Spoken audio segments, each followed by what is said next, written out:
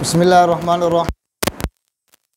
تو قراءات سبع، قراءات ثلاثہ جس کو قراءات عشرہ بھی کہتے ہیں، اس کے متعلق ہے. کل جو سبق ہوا تھا تو وہ قراءت کو مطلب کہاں سے ثابت ہے، اس کا ثبوت کیا ہے، اس پر گفتگو ہوئی تھی. آج کا سبق ہے فن کے مبادی، یعنی مبادی جو ہے اس کا یہ مبدا ان کی جمع ہے. کس کی جمع ہے؟ مبدا ان کی، یعنی ابتدائی بات ہے. ابتدائی وہ بات ہے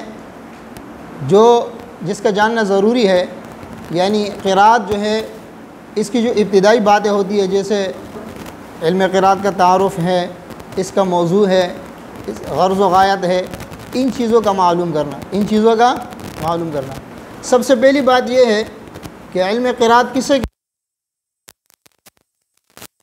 ہے؟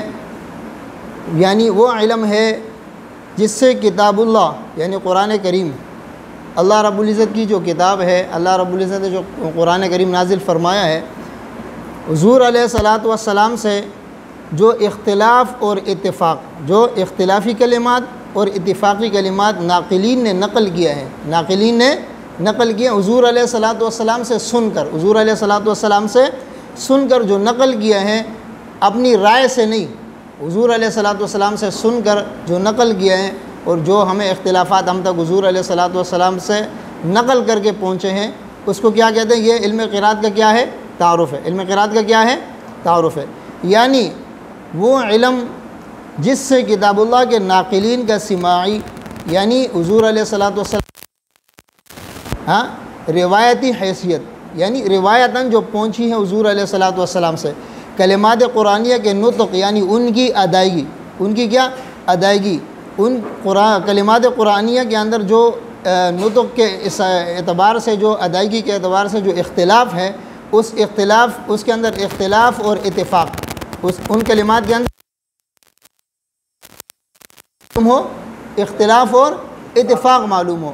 یعنی جن کلمات کے اندر اختلاف ہیں ائمہ کا اور جن میں اتفاق ہے، لیکن یہ وہ اختلاف اور اتفاق جو حضور علیہ الصلاۃ والسلام سے سن کر اور روایتاً ہم تک پہنچی ہے، سن کر اور روایتاً ہم تک پہنچی ہے. اس سے مراد کیا ہے؟ علم قراءت. یعنی علم قراءت کی یہ تعریف ہے، علم قراءت کیا ہے. صحیح ہے. دوسری بات یہ ہے کہ علم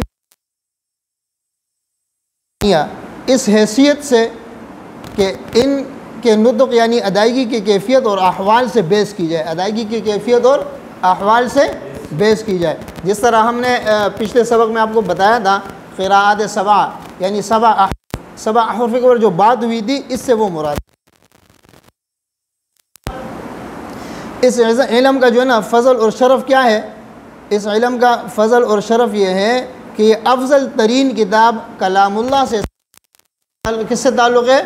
یعنی کتابوں میں سب سے افضل ترین کتاب کتاب اللہ ہے، تو اس سے اس کا تعلق.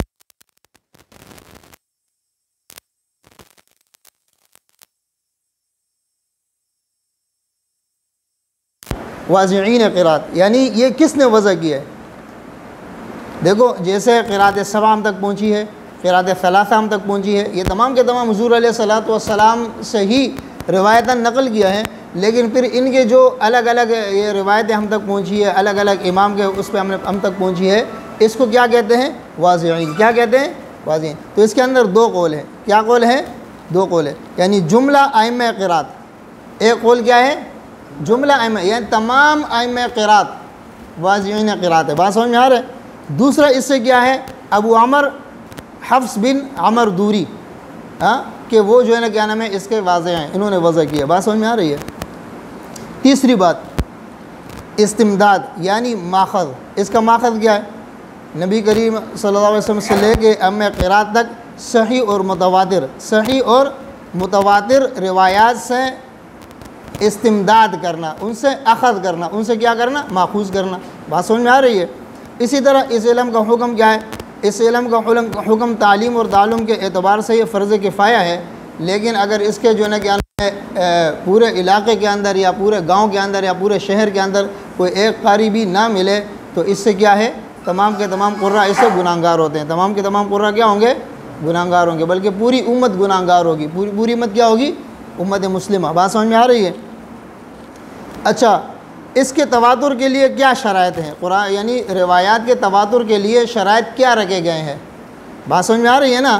یعنی تواتر کے لیے کون سے شرائط رکھے گئے ہیں؟ تو 3 شرائط ہیں۔ کتنی شرائط ہیں؟ ایک یہ ہے کہ ان میں سے اہم ترین رکن یہ ہے کہ روایتی لحاظ سے اور قرات کے لحاظ سے متواتر ہو، روایتاً اور قراءتاً کیا ہو؟ یہ متواتر ہو، ان کے تواتر میں کسی قسم کا شک اور شبہ نہ ہو۔ پہلے تو یہ اور اس کا رکن یہ ہے۔ دوسرا رکن اس کا یہ رسم الخط، یعنی خط عثمانی کے خلاف نہ ہو، رسم عثمانی کے خلاف نہ ہو۔ تیسرے، عربیت کے لحاظ سے صرفی و نحوی قواعد پر منطبق ہو، یعنی کوئی بھی اس کے اندر صرفی اور نحوی قواعد اس میں صحیح پائے جاتے ہیں، اس میں کیا صحیح پائے جاتے ہیں۔ لیکن یہ ایک بات یاد رکھنا، قرآن کریم صرف اور نحو کے تابع نہیں ہے، اصل اس کے اندر سب سے بہتر اور سب سے اصل جو ہے وہ کیا ہے؟ روایتاً جو قرآن کریم ہم تک پہنچا ہے، باقی اس کے تابع ہیں، باقی اس کے کیا ہیں؟ تابع ہیں۔ جیسے قرآن کریم میں علیہ اللہ روایت حفص میں پڑھا جاتا ہے، ہاں کے اوپر پیش پڑھا جاتا ہے نا، لیکن قواعد کے اعتبار سے اعلیٰ جا رہے ہیں، آج امیر مجرور ہے، یہاں زیر پڑھنی چاہیے نا، لیکن روایتاً ہمیں اس طرح پہنچے، روایتاً ہمیں اس طرح پہنچے اور تواتر سے اس طرح پہنچے۔ کس سے پہنچے؟ تواتر سے۔ جب تواتر سے ایک چیز اس طرح پہنچے تو پھر اس میں ہمیں جو ہے نا کہنا میں صرف نو کے تابع اس کو نہیں کرنا ہے۔ بات سمجھ میں آ رہی ہے؟ اللہ رب العزت عمل کرنے کی توفیق عطا فرمائے۔